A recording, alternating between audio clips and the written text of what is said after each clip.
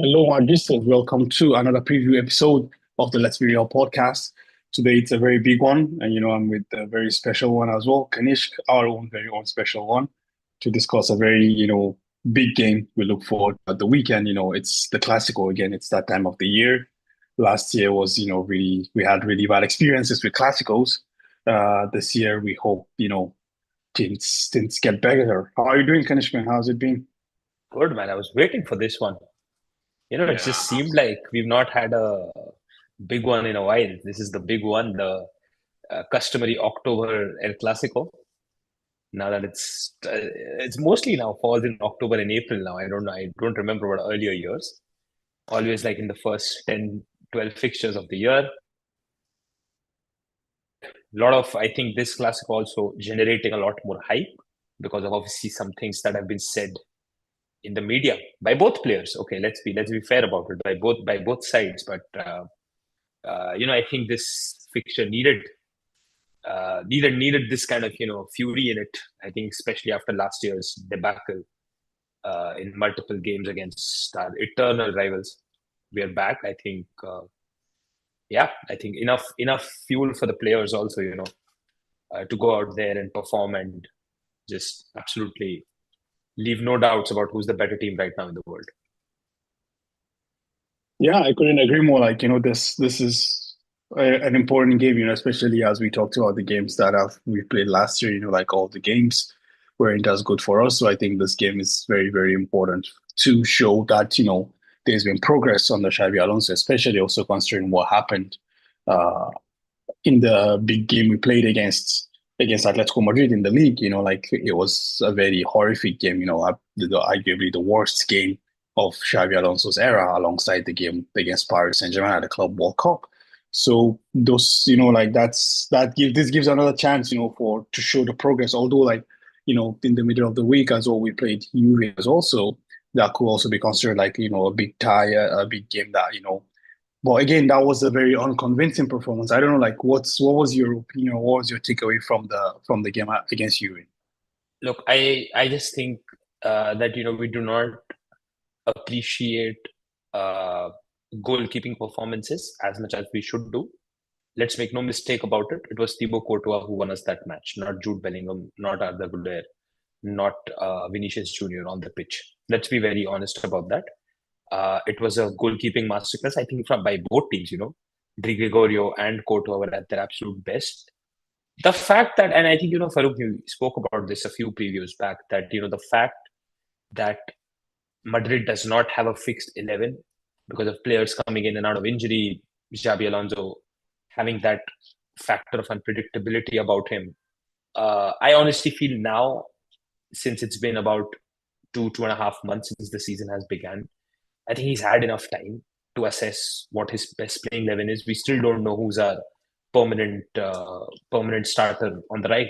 You cannot function like that going deep into the season. I mean, it's good to have options, but it's one thing to have options, and it's one thing to not have a stable 11 or at least a stable 9 that you are putting out on the pitch given injury. So I think that is kind of harming us on the pitch a bit when it comes to chemistry, because I still feel the units are not working. I mean, if the team is a car right now, the engine is fine.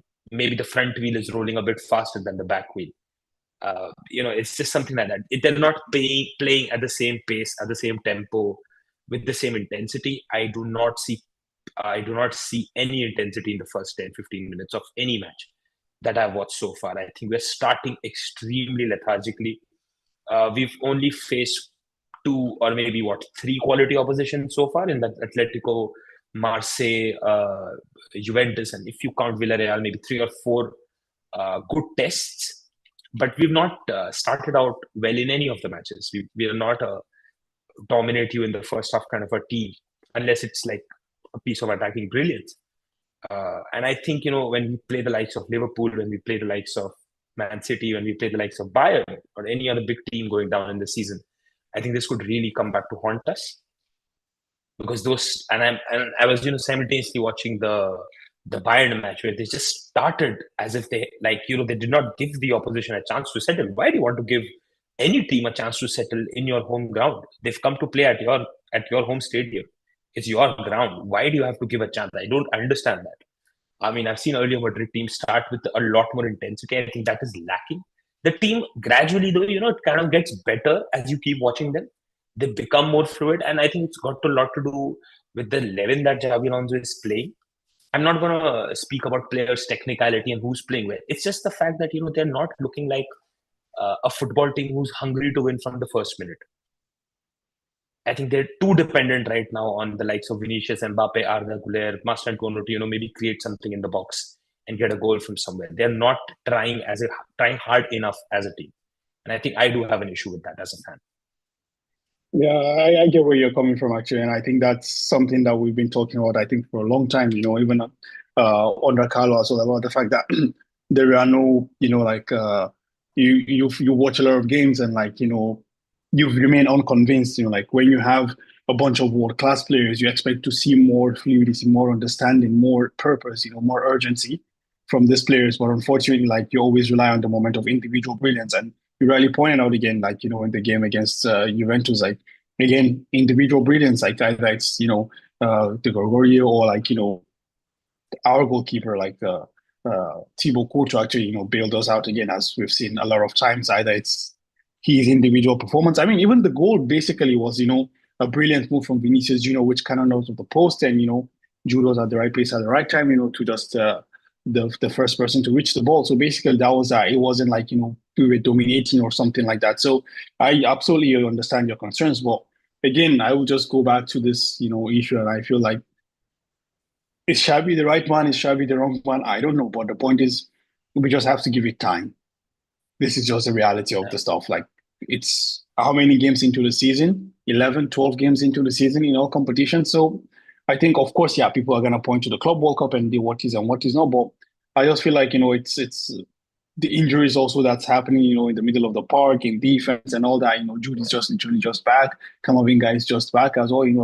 Centre backs are falling like flies, left with middle center. So even fullbacks as well, Fede Valverde is back to being playing a right back. Hopefully, for the Clasico, maybe we might see Trent or Carval, come back into the starting lineup. But I just feel like I understand all of that. I just, think we have to wait a bit and see what it is that, can be offered by Xavi Alonso. How can he imprint, or rather, if he can imprint, his ideology onto this team.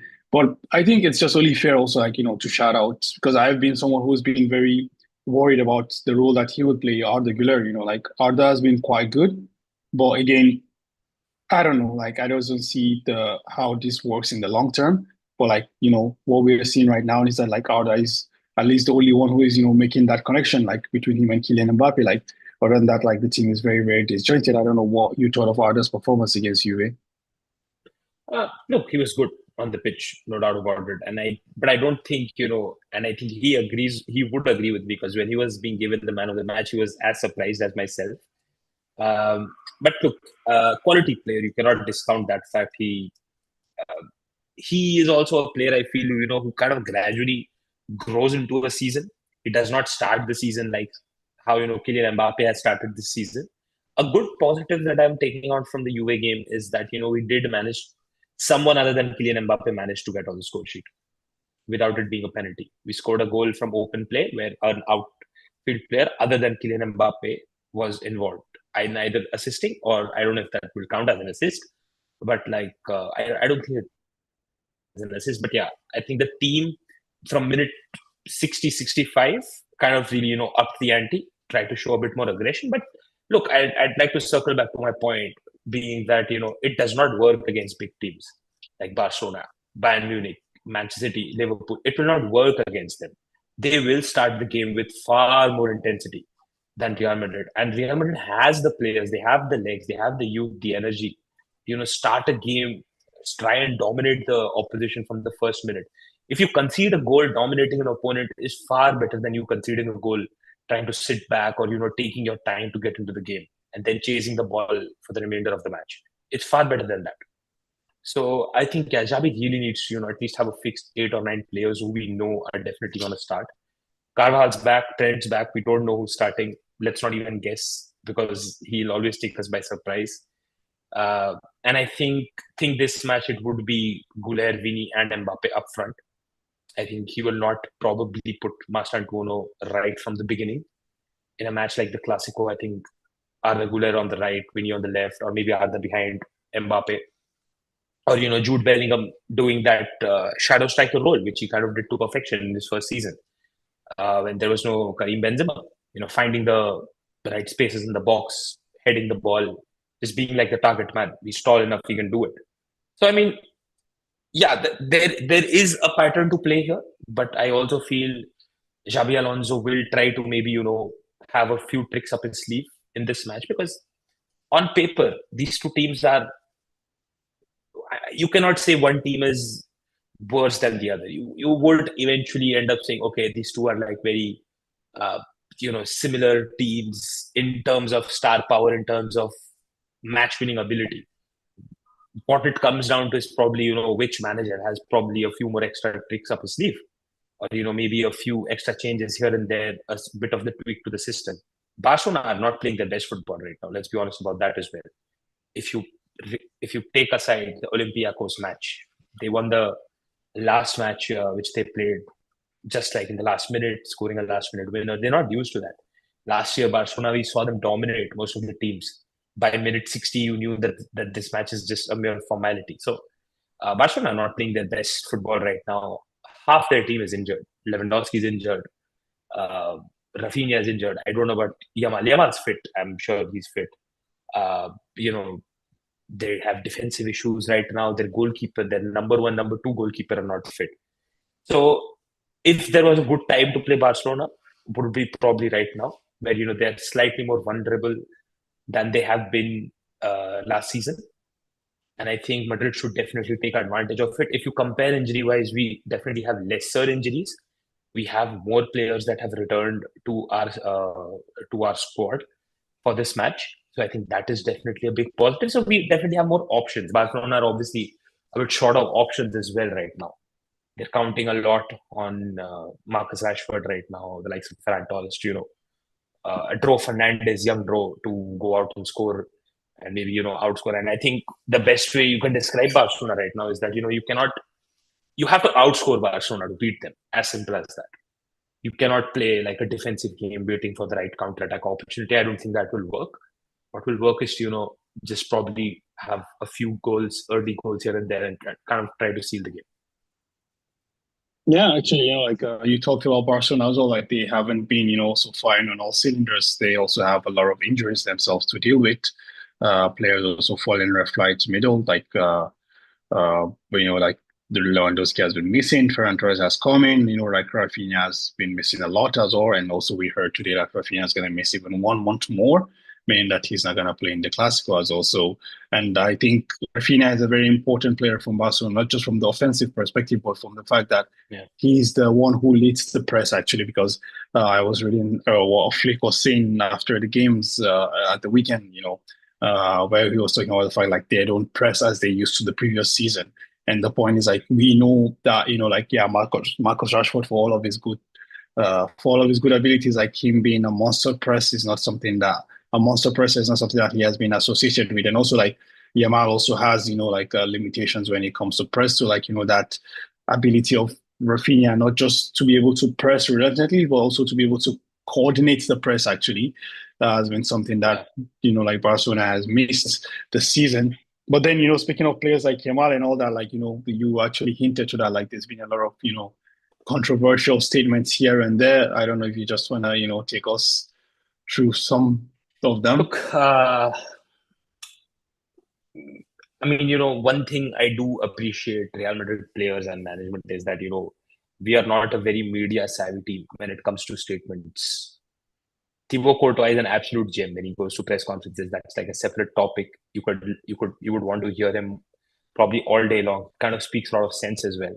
I'm not going to get into what controversy is happening and what referees are doing. My whole point is, if this is a tactic of Lamine Yamal to maybe try to get in the head of Madrid players, maybe try to get a reaction out of them, maybe get someone to be aggressive and maybe make a mistake here and there. Madrid players are way more mature than Barcelona players in this. They will not react. They know they have a task at hand. They know it's Barcelona's, it's their game to lose, honestly. It's Madrid's right now. I would say it's 70-30 in Madrid's favor. It's Madrid's to lose and not Barcelona's to win. So that kind of changes the narrative. I mean, Lamine Yamal is a once in a generation footballer. I honestly feel he should just focus on his football. And he's just probably, focusing a lot more on the theatrics outside the football field. If you see what he's been up to recently, look, I'm no one to comment. I'm no one to, tell him how to live his life. But I would just try to say, like, these tactics are kind of outdated if you try to get into the head of players as mature as Real Madrid, because, we don't try to do that. Answers will be given on the field. And, these are the matches where, your job is on the line, your career is on the line. These are make or break matches. Let's make no mistake about it. Madrid is not going to take it lightly if we have another Atletico Madrid showing in front of Barcelona at home. Yeah. Do you agree with me, Farooq? Like, I don't think the board is going to take that lightly at all. Atletico and Barcelona in 1 month back to back. If it's kind of like a humiliating loss. So I don't think they're going to take it lightly. I kind of see what you're saying, but I'm not too sure about that as well. Because in the sense that last year we lost how many Clásicos? 4, 5? Yeah. But see, last year we knew that it's Ancelotti's last year. I think by November, December, everyone knew it's Ancelotti's last season at Real Madrid. So rather than getting a stopgap manager, you just give him the rest of the season to see what he can do. And he still won 2 trophies. I mean, what I'm saying is that I think this is the 10th game of the La Liga season, right? So, like, the point now becomes this, right? So, do you judge a manager after 10, 12 games in a season? A new manager who basically is having an overhaul, who is having, like, players missing left, right, center, So, like, these are things that's why I'm kind of like saying, like, I'm not too sure how much I will agree with your sentence about, like, the management being worried about, that. And also, look, let's not forget I that, never like, said, I chose my words carefully there. I didn't say his job will be at the line or maybe he'll be sacked. All I'm saying is if it's another Atletico Madrid showing, look, if we lose 1-0 in the last minute, you can't do much about it. You have to take it on the chin and move on and focus on the next match. But, if it's like a 5-2 or like a very embarrassing scoreline, the board is not going to take that lightly, because 13, 14, 15 games is a big enough sample size to measure success, or, at least measure what kind of a manager someone is in the big leagues. And out of that, if you have lost all the matches which were, slightly tougher than the last one, or, slightly tougher than the average level of toughness that we face in La Liga or Champions League group stage, it kind of speaks a lot about, where Madrid would want to see this team go. Because in the long run, no one wants another embarrassing trophyless season where we have lost Clásicos, where we are not in contention for any major trophy, and just basically having like another worthless season after having a fairly decent transfer window. So the club would definitely expect results. It's Real Madrid. Time is at a premium here for any manager if you pick it up. No matter how good you have been in your previous club or how good you have been in the past year even. Because if you remember, Ancelotti did get sacked the year after he won La Decima, where he didn't win anything. He got sacked. So if this was any other club, this manager would have gotten at least a couple of more seasons. So this is Real Madrid we're talking about. However, I mean, obviously not thinking about the negatives right now. I think on paper, we are a stronger team. I was just going through the injury list of Barcelona. Right now for us, mainly it's Antonio Rudiger who's out and David Alaba who picked up. I mean, I don't know what's up with that guy. Picked up another injury. It's Hansi Flick is suspended. He's not going to be on the touchline as well. So that does add a lot of psychological value to the match. Jules Koundé is doubtful for the match. Garcia out. Ter Stegen back in injury, but I don't think he's going to start. Dani Olmo is out. Gavi, one of their engines in midfield, is out. Rafinha out. Lewandowski out. I mean, they're looking at Marcus Rashford, Lamine Yamal, and Fermin Lopez as their attack, with 17-year-old Ro Fernandes behind. And even defensively, Balde is definitely going to be a threat. He's probably one of the best left backs in the world right now. And then you have Pau Cubarsí and Eric Garcia. So I'm not saying, with all due respect to both of them, our attack should be good enough for the likes of Eric Garcia and Pau Cubarsí. Actually, Eric Garcia, I think, is injured. He's also injured? Okay, fine. Great then. You know. Actually, that's the thing. Like, I think I'm not sure how much of Eric Garcia you've seen, but I do think you remember in the early days, the meme days. But actually, you can argue that if you speak to Barcelona fans, I don't know if they will agree with what I'm saying or not. But Eric Garcia actually is arguably the best defender they had since the arrival of Hansi Flick. Actually, but yeah, let's see. I do get all you've said, actually, Ganesh, and I do agree with the fact that, and I understand, how you phrase the sentence to go to the fact that, okay, if we see a repeat of the game, at the Metropolitano, that could be quite interesting, and especially considering this is a home game for us, so like, it could be the reaction could be quite interesting, like we could start to see, and we know how impatient, the Bernabeu gets, we could start to see, the Yeah. white hankies and all that. But again, on the other hand, I feel like we're not going to see a repeat of that. We're going to see a much tighter game because like Barcelona are coming into this game not on the best of form as well. And as you just rightly, listed out there, missing stalwarts, like key pieces of their starting 11. Yeah, like we're also getting some players back, which we don't know how fit they will be or not. But the only point I was just trying to make there is that, like, again, like it seems like I'm making an excuse, especially for me that, I was the whole Carlo out person and stuff like that. Like that absolutely is not the case. The point here is that this is a new coach, 12 games into the season. I'm not too sure about how to draw, draw conclusions or like, I understand what you're saying. Like, okay, like 12 games into like a 60-game season, like you're almost like, like at 1/6 or like 2/6 of the whole season, you understand? So like some patterns should start to emerge more or less. This is what you're trying to say. And I understand that. And I agree with that, And I also agree with the fact that this is Real Madrid, like, it doesn't operate like the other clubs. But also like I've seen also Real Madrid do stuff that they have not done in the past. Like this season, they've given a lot of reins and a lot of free pass to Xavi Alonso. Like he's done a lot of stuff that he wants with the team, like that we've not seen other coaches do as well. So these are also some things that are here and there. The issue Look, with he's been given a free rein to deliver results. He's not been given a free rein just because he's a Real Madrid legend and he's come to coach the club. He's been given all the resources to develop. He's got the team that he wants. Okay, let's be very honest about it. He has his players who he wants. He has been given the way, he has been given the freedom to do what he wants, but that should not be at the cost of results. And just to sum up, if we lose embarrassingly, the clock will start ticking, is all I'm saying. There will be no immediate, decisions, no impulsive decisions, definitely. But yeah, the clock will definitely start ticking. And if we win, it's going to be 5 points clear of Barcelona on the top of La Liga. So that kind of gives you a psychological advantage. It gives you breathing space because if you have a bad result here and there, you don't have the team second, breathing at your neck, saying that, you'll probably take your lead back from the top of the table. So there are a lot of benefits in the long run if you see with a very good result on Sunday. So there's a lot for us to play. Yeah, in the comment, actually, I think we have some very relevant comments, actually. Like we have Manas Y2X is talking about the players who are down and low on intensity. We should at least give him a season. So he's talking about Xavi Alonso. And Random Guy 101 is like, the board should give Xavi Alonso an entire season and see how it goes, then decide later. Yeah. And Manas was also talking about the fact that we are reacting too much. Give Xavi Alonso a season.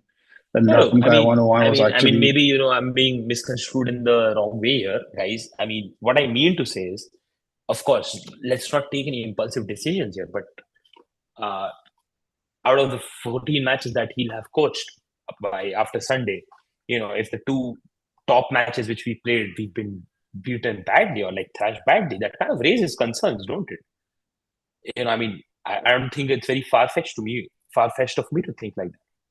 Because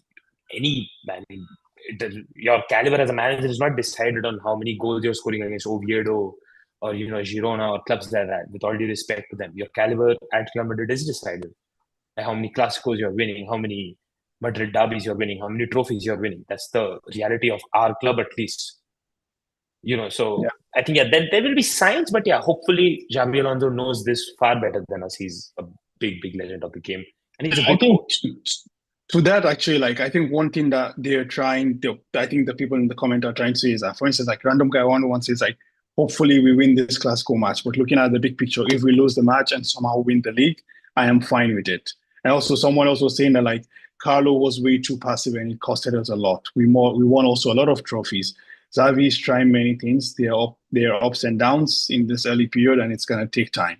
So I think like this is what they're trying to point out is that okay, like even if you lose the Clasico in the long run, like because like it's so early in the season, like it's just the 10th game week of the league, right? And like even if you lose this game, you're still like behind Barcelona with just 1 point. So like in the grand scheme of things, it's not like everything is lost. I think that's the point that the guys in the comment are trying to make, and also trying to show us the fact that as we talked about a lot, and you also like alluded to earlier today, with Xavi, you never can tell what's happening with the starting lineup. It's always chopping and changing, and But with Carlo Ancelotti, you had more rigidity, more stoicness from him, whereby you know everything that's happening in the way it's gonna happen even before it happens. But with Xavi, like he's trying so many new things, and it's only fair, that to ask to give him time to implement this stuff. Of course, now come the 30th game of the season, come the 40th game of the season, the 50th game of the season, if we're still having these conversations, then now it's the time to beg the question, okay, where is the direction? Where is the change? Where is all the, implementation? Because what happens is that no matter how stoic, how rigid, Carlo Ancelotti was, he had the trophies to back him. Yeah, absolutely. I think, I mean, look, Alonso and Carlo Ancelotti were at very two different ends of their coaching career. So let's be fair to both of them there. Ancelotti was at the risk of having my head thrashed. I'd say he was probably allowed to have a couple of bad seasons after what he had delivered as a coach, not just at Real Madrid, but just at all the other clubs also that he's been a part of. And Xavi's new, he has to prove himself. And not every young manager in the world gets a chance to coach Real Madrid so early in their career.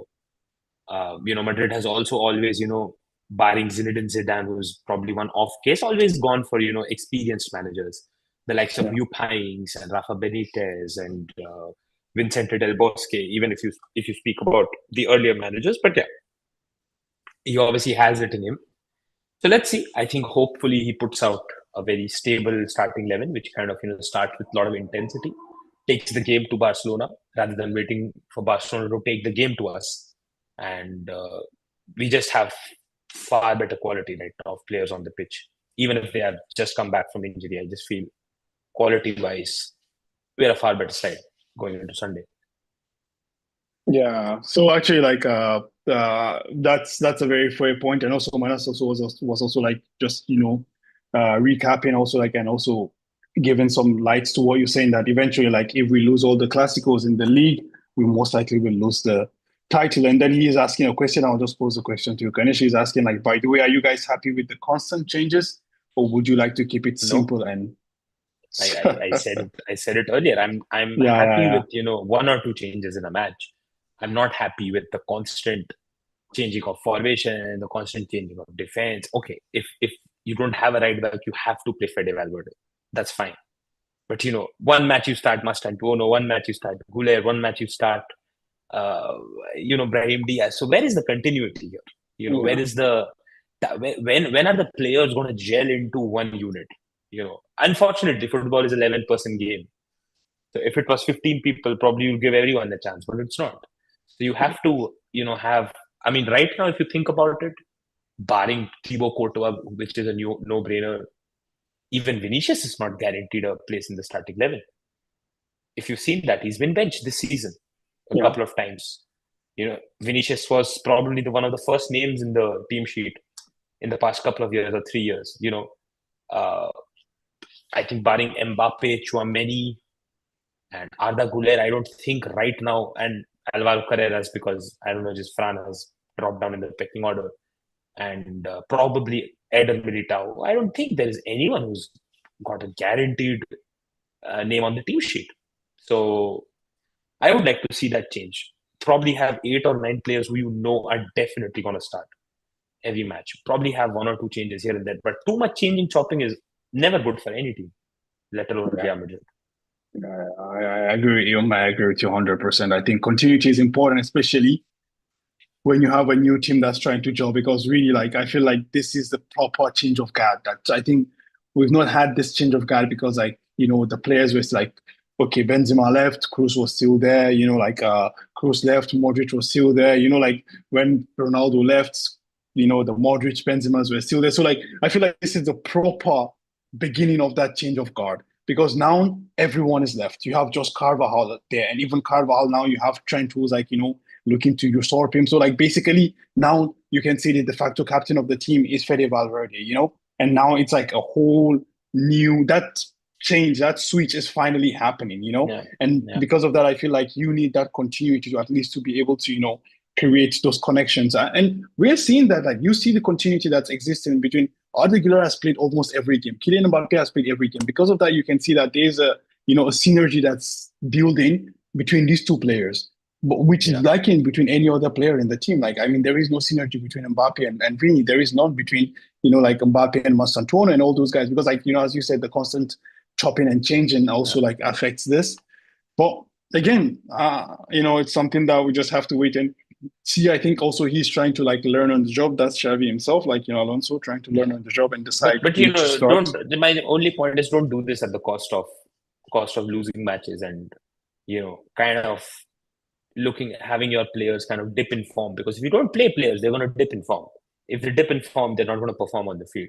So it is counterproductive after a certain point in time. I mean, sure, rotate your squad for the Copa del Rey matches, the Spanish Super Cups, and the matches which are where you can breathe slightly easier. But do not constantly keep chopping and changing. Probably have. Uh, I mean, he should know who his starting 8 or 9 players are by now, barring any injury change. But yeah, anyway, I mean, look, he obviously again knows what he's doing, so let's just trust in the process. I mean, it's been good for us so far, so I don't think we need to read too much into it. Yeah, that's true. Actually, Manas was also like touching on the point you made earlier about uh, Lamine Yamal, and he was asking about what we talked about. I think he missed that portion, but the point is that I personally just feel like like we've given Lamine the mouth to talk because the point is like last season he played 4 Clasico or 5 Clasicos, he won all of them. So basically like he has walked the walk, so now he's talking the talk. So that's just it. And the best response we can give to that, I think it would be like doesn't matter even if it's a comprehensive victory or not, but like like just a win is gonna just shut him up. That's just the reality of things. Like Look, we have if he to. wants to be treated as a teenager, he should behave like one. But if he wants to be treated like a world footballing superstar, then there are two sides to this coin. It's not always going to be the world. And he's done it in matches in the past as well. He's done it in matches where he's. Look, if you can back it up, bragging is the best thing in the world. But if you cannot back it up, and you have seen even in the Nations League final against Portugal, uh, important matches here and there for Barcelona, if you cannot back it up with performances, you look like a fool on the pitch. And there are way too many in this current Barcelona squad, who have that tendency or that knack of just going and opening their mouth in front of the press. I mean, look, diss on your opponent, troll them, fine, we didn't win any major trophy last year. It's okay. But, this is like a very childish debate that, if I right now come and say, oh, Barcelona have not won a UCL in the last 10 plus years, yeah, it's a horrifying fact. But if I start making this kind of an argument, it's going to be very childish. So, who gets penalties and, it's just childish. Let's not even dignify that with a response on our podcast. I think we are far more mature podcasters than that. Yeah. I get you. Actually, I want to read another. There's a couple of comments from Manas. Actually, he was talking about in the long run, do you think players like Mendy, Alaba, Rudiger will be sold next year or Definitely. soon enough? And do you think I players mean, like Chema, Alaba, Nico yes. I mean, I Paz? don't know what's up with him. He came back after injury, got injured again. I really don't know what's happening there with him. I hope he gets well. He's a very good player. He served us well, but I think it's time to go. Even Yeah, Ferdinand agreed. Mendy, I don't think there's space for him in this team anymore, unfortunately. We have Carreras, we have Garcia, and I don't think Ferdinand Mendy is going to add too much value to the squad anymore. But again, great servant of Real Madrid, did really well in the few seasons that he was here, won a lot of trophies, was solid at the back, but it's time to go. I think next season, there's going to be a lot of dead weight that is going to be kind of trimmed, time to make way for fresher, younger players. definitely. Yeah, actually, like I think with Alaba already, he's old. I think he's 33. Rudiger is like 32 or something like that. So I think like yeah, I'm not too sure about the long run. I do think like yeah, eventually they will have to make way. For Mendy, I'm not too sure what's gonna be because I feel maybe in the long run, like Xabi Alonso shifts to that back three, and I do think Mendy will be a very valuable member of as a as one of the center backs in a back three. That could be something, but I don't know. Like, but I agree with you. Like, I think right now, like he's behind both Carreras and Frank Garcia, so it's still a long way out. But Yeah. yeah, the question now becomes like like you have to keep an eye on what happens on the market. There's always talk of centre backs. Like whether it's the Ibrahim Konate, whether it's players like Mike Gay, the England international. Like and just to name a few, and that could be potential players that could replace this our centre backs. And also another interesting name is Nico Paz, who we have like a 10 million Oh, recall clause on. he's a he's in fantastic form right now for Como. I mean, he's to watch out for this season. He will definitely be a breakthrough player this season. Yeah, but then the question now becomes like, for a team like Real Madrid, with what we have, like, how do you deal with a player like Nico Paz? This is just a thing. Like, how do you fit Nico Paz into a midfield that has Jude Bellingham and also Arda Güler and Fede Valverde, Chouameni? Like, how do you like fit all these players in there? So Well, that's also another issue there. right now you don't, but you never know what's going to happen come next summer. So I think this is a conversation that you probably have at the end of the year. So I'm not honestly too worried about it. Yeah, well, I get you. I get you. Let's see. Anyways, I think let's slowly get Okay. into the Yeah. lineups and see what we expect to Why do see we with. why do we even guess the lineups anymore, man? It's funny at this point. I mean, no, it's a challenge, right? So we're trying to see like who's gonna be right or who's gonna be wrong. Like to see, can we, I mean, look into the mind, or like can we look from the perspective of Alonso I'd and still see what he say sees? Courtois, Militao, and by the way, Raul Asensio was really good in the UA game. We kind of didn't Yeah, touch upon that fact. He's yeah. getting back into full form, which is good to see. So Militao, Asensio, Carreras. Do not know about the right back, but I think just on experience, if Carvajal is fully fit, I would start Carvajal just because of the fact that even even Rashford might have too many tricks for Trent Alexander-Arnold, and he knows Trent in and out. He's played him in the Premier League week in week out, national teammate. So probably will know his strengths and weaknesses far better than Carvajal. So I think I would start Carvajal at right back. Midfield, I go Chouameni, Valverde, Bellingham. Strong midfield, and front three would be Vinicius, Mbappe, and Arda Güler. Okay, okay, yeah. But actually, I do see Arda playing more deeper and Jude Bellingham a bit more ahead. So I I mean, actually agree with. that's off the ball formation, but yeah, that's my 11 Yeah, for the yeah. match. Yeah, I get you. And actually, yeah, I would more or less concur with that as well. But let's see, maybe Edu Kamavinga might also, make a show up somehow somewhere. I wouldn't be Yeah. surprised to see that. But yeah, I'm just a bit, curious about what's going to happen eventually at right back, since like we had the reports of both Dani Carvajal and Trent being back.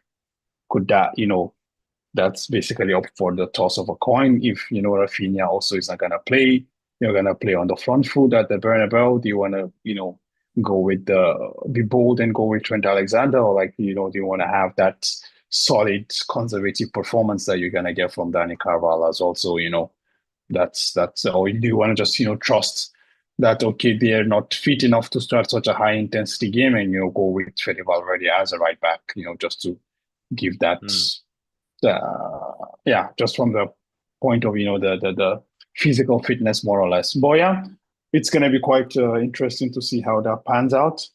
Uh, Here, I think we have actually like a couple of comments, and then we go for the predictions. Manas will actually say Nico Paz can start off the bench, but slowly become a Ceballos replacement. And also he talks about like Courtois, Carreras, Militao, Huijsen, Trent, Arda, Jude, Chouameni, Camavinga, and then Vini and Mbappe up top. And random guy 101 actually saying to not rush Trent back in this situation. Yeah, what do you hope to see in the game, man? From the scoreline perspective, what will be your prediction? 3-1 Real Madrid. 3-1 Real Madrid. Yeah, I'm gonna go with something a bit more conservative. I think it's gonna be a lot of game. The game is gonna be quite back and forth. Like Barcelona, although they are not in the best of form, it's a Clasico. Like you never can tell what's gonna happen in these games.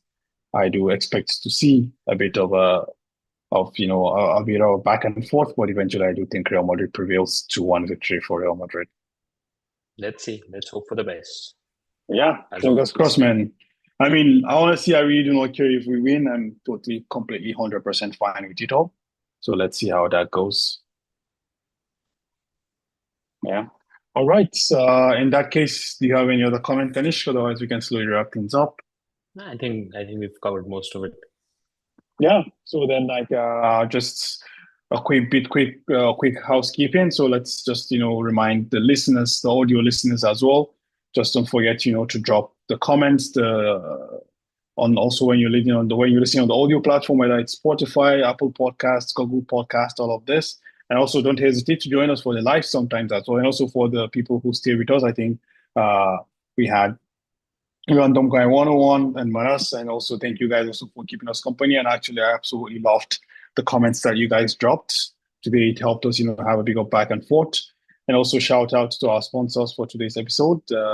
We are part of the Talksport Fan Network. So just look at the description below for all that. And also like shout out to our partners at Real Madrid Committee.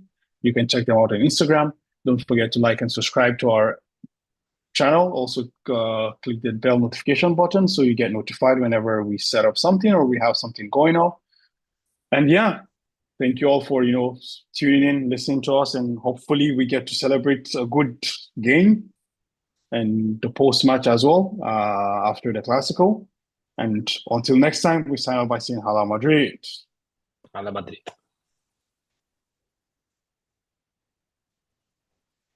Cool, bro. See you. Take care. Have a good